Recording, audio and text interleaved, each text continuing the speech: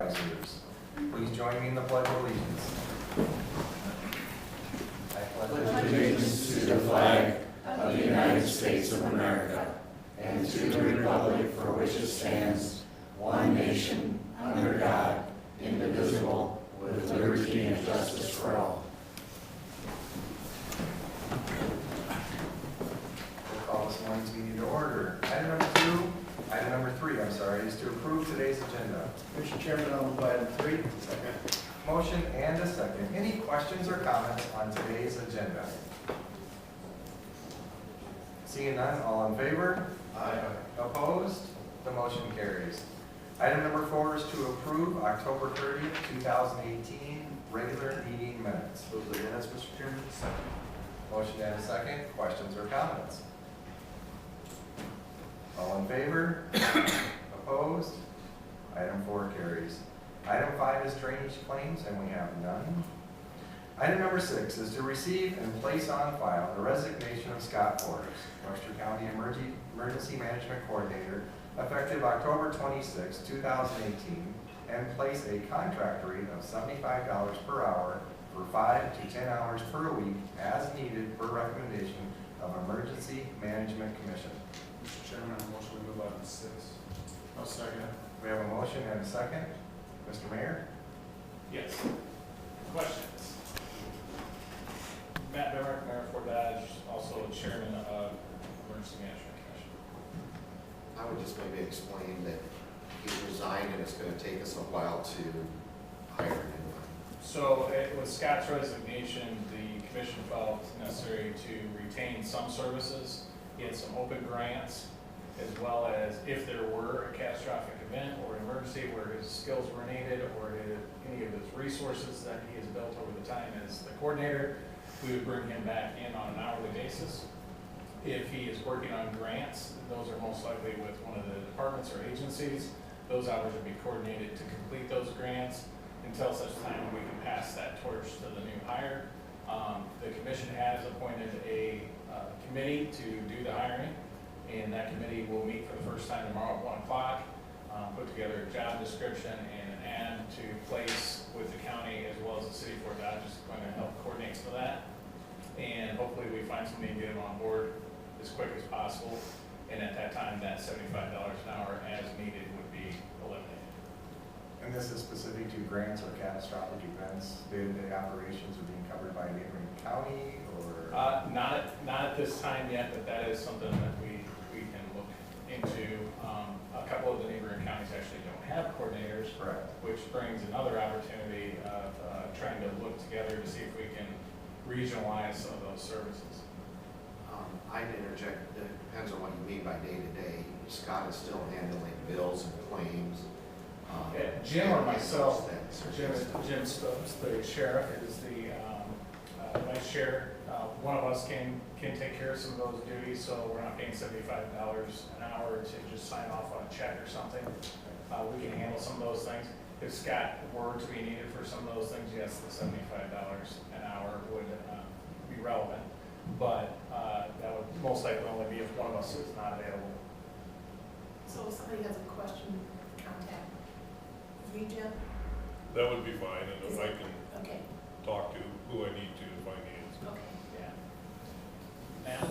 Matt? Yes. For the $75 an hour rate, can you explain just for the public who's responsible for that, what the percentages are, who covers that? Yeah, so that comes out of the EMA budget. With Scott leaving, of course, there'll be a gap period of time in payroll. Those 5 to 10 hours a week that he could possibly need to work on those grants should still be covered within the existing budget structure. But who are the parties and what are their Well, percentages? it'd be all the small, well, I don't know the percentages, but it'd be all the small cities in Fort Dodge and then the county general. So the county unincorporated are all entities that pay into emergency management, and then that's allocated by population, I believe. So everybody has a different piece of that cost. Yeah, and along with that, maybe just to make sure it's clarified, this is a standalone commission. The only reason it's coming to this board is because we run his payroll and stuff through there. So that commission is the one that hires and takes care of all that fun stuff. Yeah, I know there was a couple questions on why $75 an hour was picked. He is working another full-time job. He's gonna be doing this on his time, on those off hours from that job.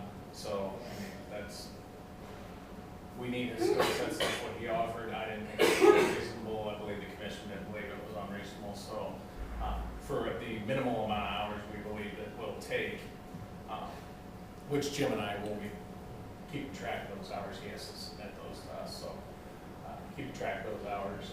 I don't see this getting to be some high dollar number. So is he put a time clock or something, or something? He is not, he's on the time sheet. Writes down the time That's sheet. pretty common with a department head or a person that runs a specific entity. I mean, the city manager sitting back here, I don't make him much time. I fill out a time sheet. Yeah, and that's what Scott does. Any other questions or comments on item number 6? Thank you. You bet. Yeah, one other question here. I noticed that your committee, are you gonna take advantage of our HR departments? We would like also for to, this? Jeannie Anderson, the city HR, and Ted here with, I believe are going to be part of that committee and help coordinate some of those efforts. So it's always good to bring in those professional people to help elevate the committee and their resources. So, yes. Yeah, just to interject on that line, because he does run everything through here, he signs the county handbook and all that, so HR has to really handle it. Yeah, and with any changing of a department head or a person running an independent agency, there's opportunity to streamline and also create a different set of checks and balances. So if there's any suggestions from any of the supervisors on things you'd like to see implemented as we bring a new person on board, definitely reach out to myself or Jim or any commission member and let us know, because there's no reason we can't change some of the structure as we're changing our employment. Thank you. Thank you. You All right, thank you, sir. If there's no other questions or comments, all in favor? Opposed? The motion carries. Item number 7 is to receive and place on file Community and Family Resources, CFR, and the Richmond Center Annual Audit Report. Sure, I make a motion to move item number 7.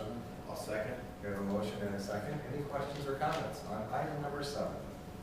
At the CFR meeting, they passed out the book, which I believe is in the auditor's office, so anybody interested in looking over it can go there and take a look at the book. All in favor? Opposed? Item 7 carries. Item number 8 is to receive and place on file the following annual manure management plans. Geyser Site at 1249 360th Street, Gallery, Iowa. Envirotech Power Washing and Ag Services, LLC, 3310 330th Street, Dayton, Iowa. Envirotech Power Washing and Ag Services, LLC, 3341 Union Avenue, Dayton, Iowa. Mr. Chairman, I'll move item 8. Second. Motion and a second. On all three, they made no changes to the order. Okay. How come there's the same person? Is it family member or something? It's two people. Two different properties, two different buildings. Oh, my God. Same thing. Any other questions or comments? All in favor? Opposed? Item 8 carries. Item number 9 is to approve transfer of $93,293.75 from the Lost Fund 0052 to the Debt Service Fund 2000 for payment of interest due December 1st, 2018 per debt service schedule on general obligation local option sales and service tax bond series 2010 effective December 30th, 2010. Mr. Chairman, I move item 9. Second. Motion and a second. Green? Yeah, this is just a general obligation bond that we took out in 2010 for the updating of the LEC, and it's being paid for by the lost fund, and so we're just reimbursing the general fund for those from the lost fund for that payment. Any other questions or comments? All in favor? Opposed? The motion carries. Item number 10 is to approve transfer of $38,250 from the Secondary Road Fund 0020 to the Debt Service Fund 2000 for payment of interest due December 1st, 2018 for debt service schedule on general obligation urban renewal capital loan notes, Series 2016B, effective July 29th, 2016. Mr. Chairman, I motion to approve item 10. I'll second. Motion and a second. Questions or comments on item number 10? All in favor? Opposed? The motion carries. Item number 11 is to approve and authorize the chair to sign a permit from Black Hills Energy to replace gas service to 2931 Sarah Avenue in Section 7, Township 87 North, Range 27 West. Mr. Chairman, I make a motion to move item 11. I'll second it. We have a motion and a second. Any questions or comments on item number 11? I know Mr. Philip, you pointed out the bond. Is that Yeah, I noticed that the bond had a date of 2008 on it, which Randy was gonna check on. And I also asked Randy on the permit, it says that the work is not yet been scheduled. And he advised that there's usually supposed to contact him 48 hours before they get started on a project, so. okay? All in So favor? I said supposed to. He's supposed to. All right. All in favor? Opposed? Item 11 carries. Item number 12 is to approve and authorize the chair to sign a permit from Michael Peterson to have Webster Enterprises construct an 18-inch subdrain across Easter Avenue, approximately 150 feet north of 2983 Easter Avenue, between sections 10 and 11, Township 87 North, Range 30 West of Roland Township. Mr. Chairman, I'll move item 12. Second. Motion and a second. Questions or comments on item number 12? You want to explain, Randy, the reason we do this? Yes. Who's responsible for the activities done? Okay, obviously, any work in a, Randy Will, Webster County Engineer, any work in the public road right of way requires a permit. We do have a specific permit for subterranean crossings, and we do have a policy for short form, whereby if somebody wants to come in and do it quickly, we have terms. If they want to do it long form, there's public hearings and so forth, and we pay 100%. But the short form is, we don't participate 100%. And so the permit has several conditions, stipulations, and they have a right to cross the public road. They just have to get a permit. And in this case, I personally met with Mr. Peterson, and he submitted his paperwork, drawings and everything, and Webster is very reputable, so I don't have any issues. Thank you, Randy. Any other questions or comments on item number 12? All in favor? Opposed? Item 12 carries. Item number 13 is to approve and authorize the chair to sign a permit from Mid-American Energy to replace the gas service to 2414 235th Street in Section 9, Township 88 North, Range 28 West of Pleasant Valley Township. Mr. Chairman, I move item 13. Second. Motion to have a second. Questions or comments on item number 13? Seeing none, all in favor? Opposed? The motion carries. Item number 14 is to review vendor proposals for one new semi-tractor received by county engineer. Mr. Chairman, I motion to move item 14. I'll second it. Randy, the floor is yours. Yes, the Webster County has quite a bit of equipment, and we do have two semis, tractors that, one is has been purchased in the last couple of years, and then the other one was actually purchased used several years ago from Deckers, but it has quite a bit of wear and tear and a lot of miles on it. So we are requesting to update that unit and replace it with a new semi.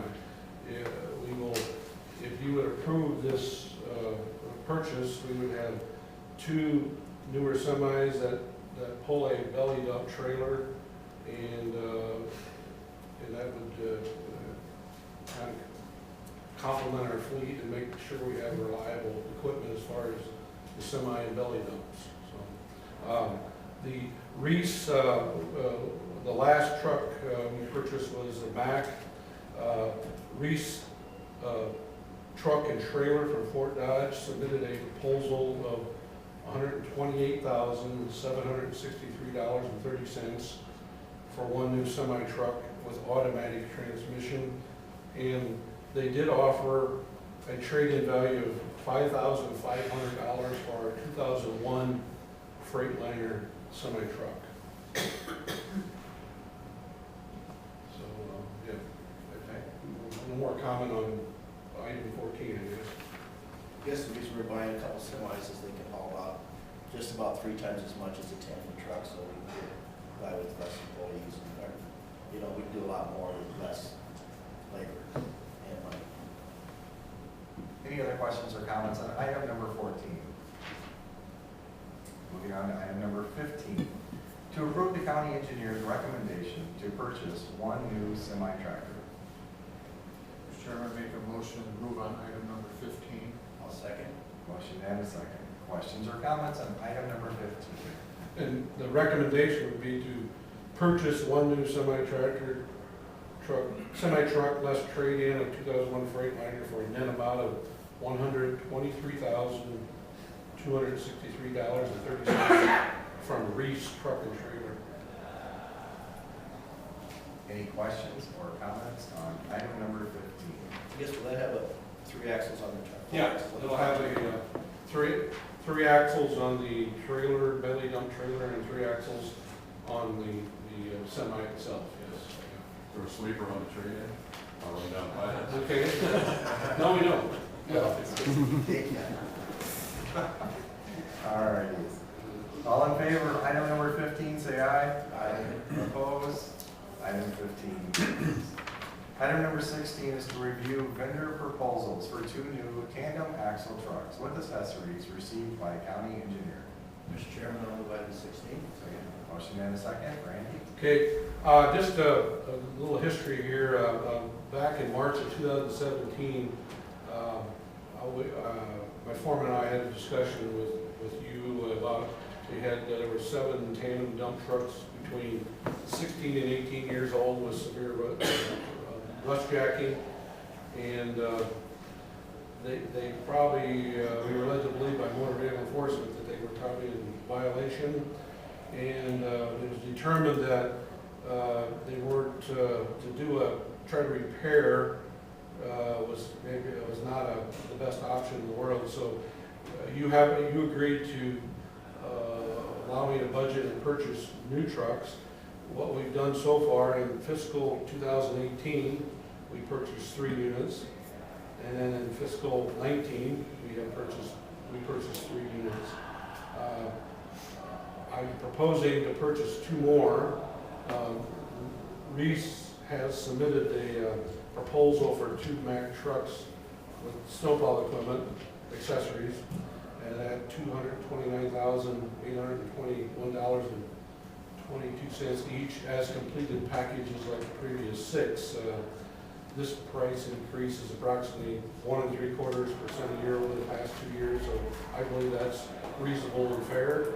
The pricing breakdown per truck is a little over $130,000 for the chassis, and almost $100,000 for the equipment that goes on the chassis. And then the reason I'm bringing this up in November is the vendors have told me that it could be 12 months due to the economy and other circumstances that I'm not sure I totally understand, but it's a 12-month wait time, and if we hope to get delivery of these units, it could be up to 12 months now, and the longer we wait, the longer it gets pushed back. So, I guess I'm recommending purchasing 2 new Mack dump trucks with snowplow equipment at the $228,000, $821.22 each as completed packages from Reese Truck and Trailer. And both the previous agenda item and this agenda item would be paid out of, delivered and paid out of the next fiscal year's budget. But I believe we need to be proactive and act now in order to properly plan ahead. Questions or comments on review of vendor proposals, item number 16? Will both these trucks be set up at full ups too? Yes. Seeing none, moving on to item number 17, approve county engineer's recommendation to purchase 2 new tandem axle trucks with accessories. And I move item 17 with the recommendations that he's given. Second. We have a motion and a second.